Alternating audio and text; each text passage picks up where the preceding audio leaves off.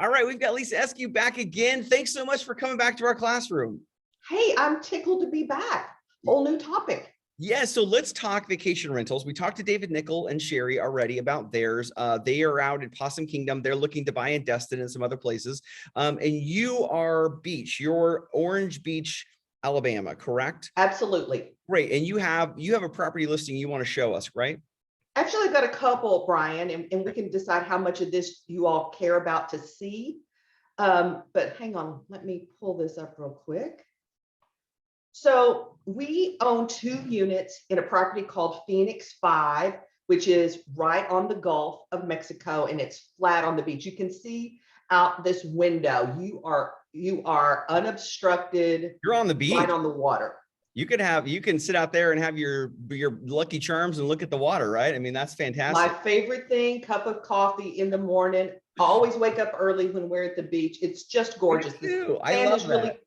Sand is really white. And you know, Brian, what was the attraction for Orange Beach for us? It's a very drivable destination. Most of our renters are people who drive. The Pensacola is the closest airport, Mobile. So these are mostly relatively local people that Georgia, Alabama, Mississippi, Florida, Texas, Louisiana. How long have you owned these properties? We bought these in January, right before COVID. Okay. So, okay. And so now you're coming up on just about 2 years. Can we ask financials? Can we ask like what does a property cost in that area? Maybe what did you pay? Is that okay? Are we allowed? Oh, absolutely. And this unit, I'll tell you why it's attractive to us. It is on the corner of the building. You can see out this left window. Oh yeah. It sides to a state park, which is beach access. So it's nothing. So we loved the privacy and the view that this gave us. Okay. We also like the idea that it's walkable via the stairs. Okay. The elevators are kind of slow moving in peak season. It's really helpful if you can just hop up and down the stairs. So that was kind of our criteria. Absolutely. So now, since we've owned this, we've replaced some furniture, but we paid $505,000 for this property. And it's got to be worth more than that now.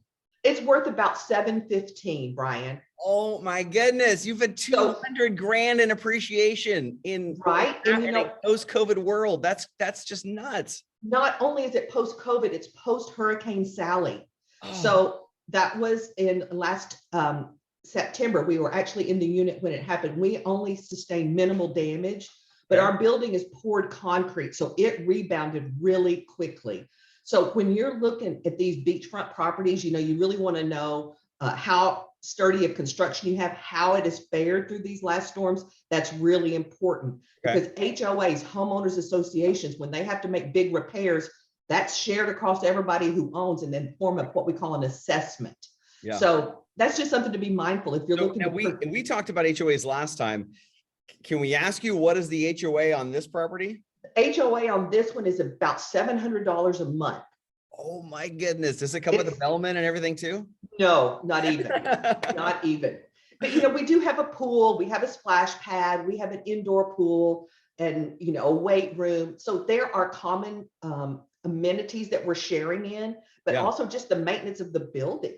So that's not trivial. Like we need to replace all the windows and doors in this building. So we're going to have a capital assessment for about the next 5 years to have enough money to pay for that. And this is a 2-bedroom, 2-bath, correct? This is the 3-bedroom, 2-bath. 3-bedroom, 2-bath. Okay.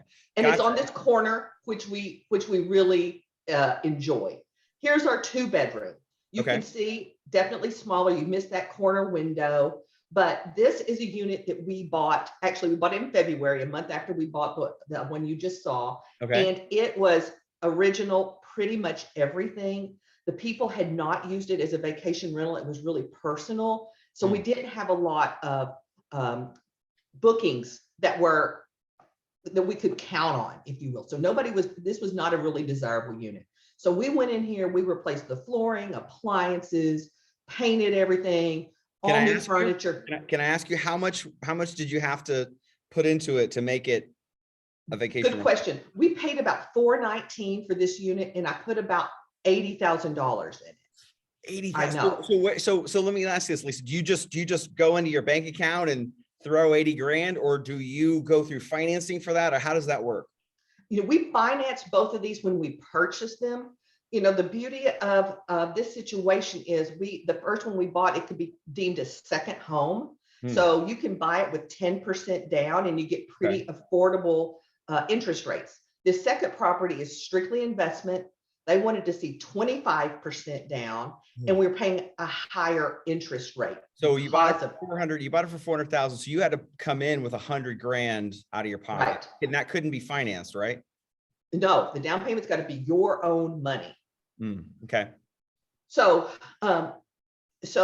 yes, so this was a pretty hefty financial. And then 80 grand, of improvement. So you're in without one vacation rental for 180 grand. Right. And as soon as we got it completed, COVID happened. Right. So basically the beach shut down for 2 months. Nobody's coming. Nobody's coming. And nobody really knows about our unit because it had not been in circulation. And if you saw it before, I mean, it looked like, a den here in Texas. It had burgundy furniture and, old kind of accessory. But because it didn't have great walkthrough appeal, was that why you got a pretty good price for it? Yes, exactly. Okay. People if they're investing in these properties, most people want a turnkey situation. You buy these fully furnished. So, and you think about it too, if you're having to come up with your down payment and your closing costs, and then you got to remodel, that's a lot of upfront costs. Yeah. But Brian, you know me, I enjoy this process. Right. And so I don't know that it made 100% financial sense, but we think now the payoff's going to be pretty good. How much is that view worth? So let's say let's say right there, your property now, this one is probably worth 500,000 now. It's worth about 589. 589. Oh my goodness. So if you're looking at that same, so this is 589, you're on the other side of the building that faces the street. What's the difference in price there? What's the view worth? There are no units in these buildings that face the street. Oh, okay. So really, I will show you the only way you can kind of see the street is from the master bedroom, because the unit takes up the whole depth of the property, which is kind of cool. Nobody wants to face the street. Nobody does. Yeah, right. And so there's really no comparison of a Gulf view and not a Gulf view. And really, unless you want to pay extraordinary sums, most of these are going to be vacation rental, short-term vacation rentals. Right. Now, when I say that, we also, here's that view I'm talking about. That's out the parking lot. This is the master bedroom. You've got a little balcony here, and you're overlooking the parking lot. Now, is that desirable? And you can see I've got a window there as well. I mean, not everybody can face the ocean. Yeah. No, it's not desirable at all. I love to have the light, and I love to see, hey, did somebody pull in, right? I'm waiting for somebody in my party. So that's kind of a cool thing. But I would say nothing about this is desirable. Yeah. Yeah. Yeah. And so you've got a 3-bedroom and you've got a 2-bedroom. And this is the 2-bedroom I'm showing you now. This is the one that we kind of redid lock, stock, and barrel. Okay, let's say it's July 4th. And I know that's the like Super Bowl of vacation rentals when it comes to the beach, right? So like, what is your top level rent for either one of these on your best night of the year?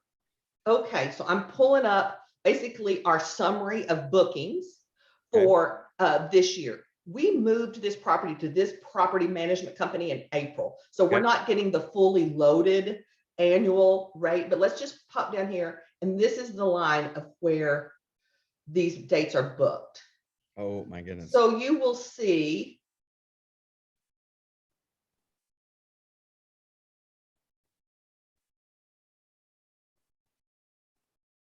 that here, where are we?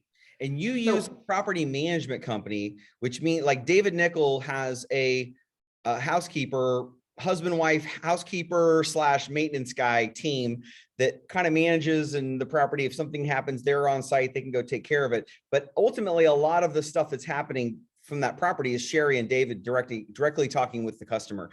You guys instead have one more degree of separation. You've hired a property management company. So you literally, so does the tenant then pays the property management company, and the property management company then takes the money and puts it in your account, correct? Right. The property management company takes the money. They charge us a booking fee. So they handle all the money. They handle talking with the How client. much is that? Is it, because I know, You know, with my rentals, they're talking 10%. Is that what they charge for this? I think this one is probably like 15%, Okay. Brian. And then the customer, that rents the unit is paying the cleaning fee Okay. directly to the property management company. We don't involve ourselves with that. They also handle like small repairs, like we needed the air conditioner filter change, Yeah. they'll handle that and they'll put that charge on our account, so to Okay. speak. Okay. But So these rental companies charge a various amount. 15 to 20% is pretty normal. 15 to 20%. Okay. Yes. So really you guys can just say, there it is. It's sitting there. Put the money in our account. Is there any expectations that the property management company properly markets the property? Like, I mean, they obviously only get paid when there's renters there, but sorry, but is there like, do they have, like, if they don't get a lot of renters or if they don't get a lot of vacation people there, do you say, look, I'm going to end this thing. I'm going to go with somebody else. Is that the right? And that's very, very true. And so, yes, they have a variety of ways that they market themselves. Brett Robinson basically owns Orange Beach. They do all the property development, they do all the property building, and they do a lot of management and sales. So Right. they're kind of got the corner on the market.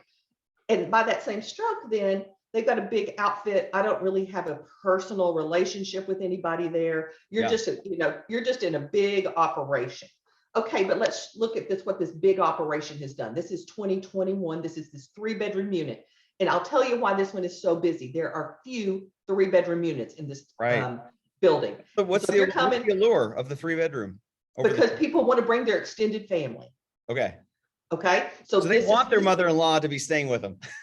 Surprisingly enough, but these drivable vacations, people can meet up, and this is we didn't fully appreciate it at the time, but this is a really highly utilized space. And because of that, it commands a higher price. Okay. Right. So you can look at this, and let's just go down here through, let's see. So July, basically the 3rd through the 10th, somebody stayed for 7 days and they paid us roughly $4,000. $4,000 for 7 days. Oh my goodness. That's basically our monthly note.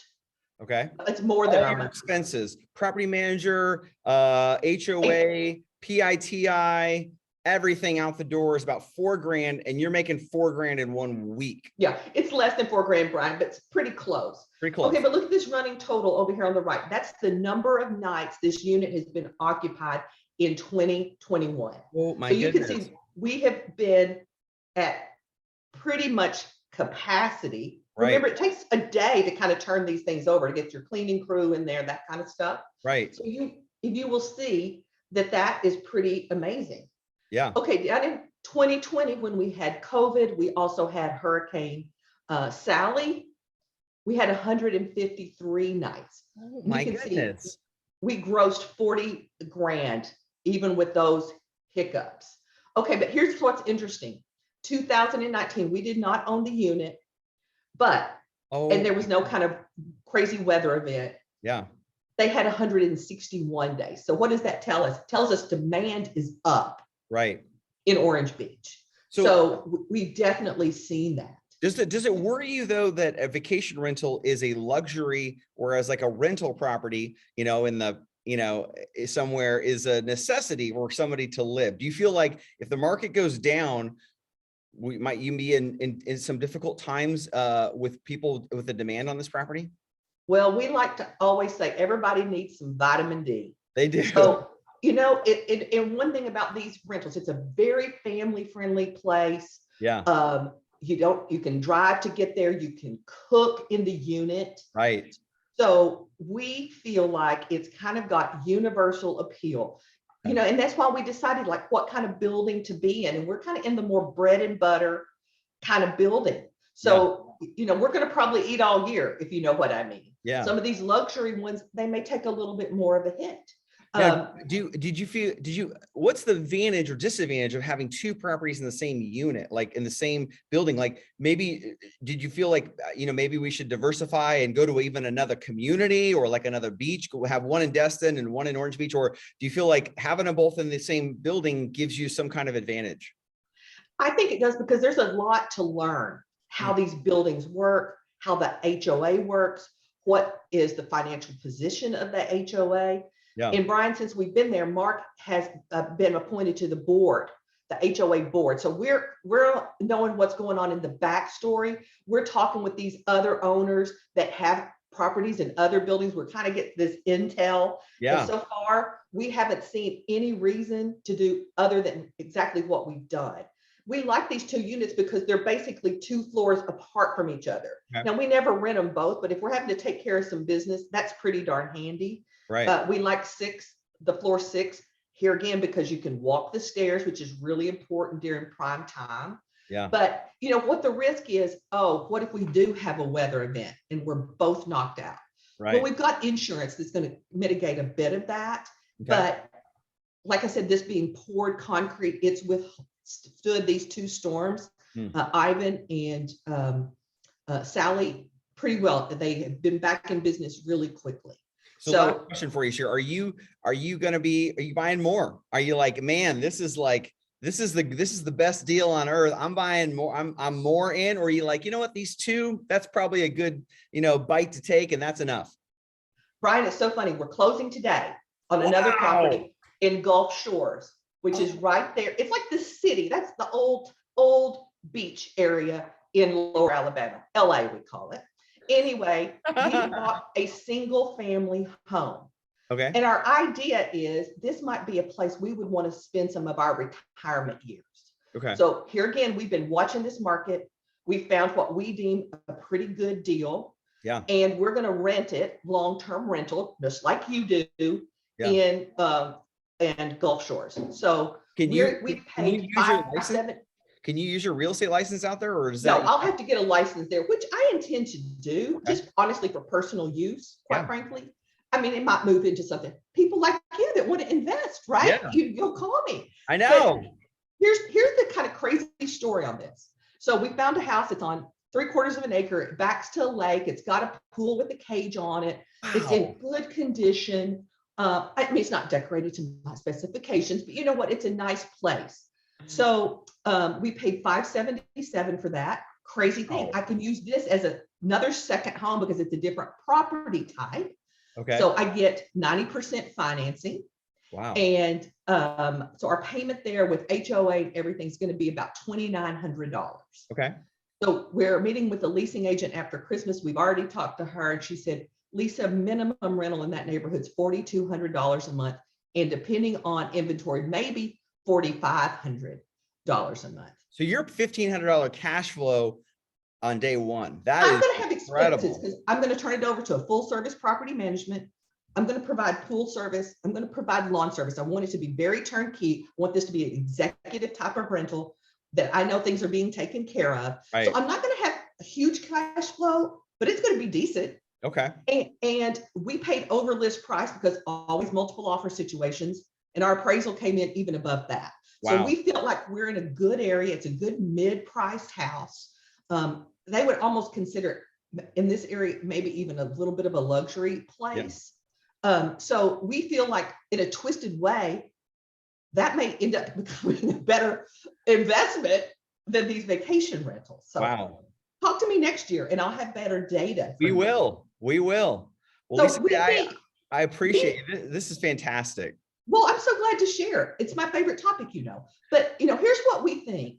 My husband's been going to Orange Beach, Alabama for 10 years with all his college friends. He's been watching this town. He's been watching the property. He's a realtor too. He knows what he's doing. And so when time came that we fell into some money, that's what we decided to do. So we kind of think this Orange Beach or LA, Lower Alabama, is like the Destin of 20 years ago.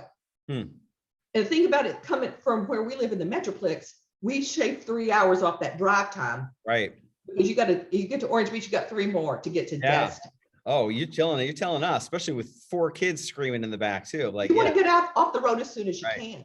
So we feel like this has been a smart choice for us. We really do. Yeah. And just by virtue of occupancy and those kinds of things, I feel like demand is good. Yeah. Oh, here's an interesting fact. So, okay, so here we, in 2020, we grossed basically $40,000, and here in 2021, $65,000. Wow. Now, because we've had a lot of bookings, we're paying a lot more booking fees. Right. But that's a good thing. That's a good thing. But here's another thing. Over here on our 2-bedroom that's only been with this company since April, we've had 53 bookings. And we had about, I want to say, I don't know, maybe 20, or we had 53 days. Yeah. And I can't remember how many days we had on the other one, maybe 20 or so, because we have snowbirds that stay the whole month. Right. But when you add the numbers together, we've grossed $58,000. Wow. And with much fewer rentals. And so that's this one, probably when we do the math, which we're going to do at the end of the year, and I'm most excited to see, this honestly may end up being the more profitable one. Yeah. And we're having less people. So what does that mean? Less wear and tear on the place. Right. So if we could keep this enough to make some money and not have as many nights, I'm not sad about that. Yeah, 3-bedroom might be like 12 people sometimes, whereas a 2-bedroom might be 6 people. And so that's an interesting look at that. But you're right, you do have the market cornered to some degree. And like, if we do want our family to join us there, it's really hard in a 2-bed, unless we both got our own 2 bedrooms or whatever, but then it's double you really can't split it. So I've got to run. I've got kids at my door. Lisa, thank you so much. You've been fantastic. Welcome. This is awesome. I'm going to come back to you again because I like to hear about this, and I know my students do too. Thank you so much. Thanks, Brian. See you.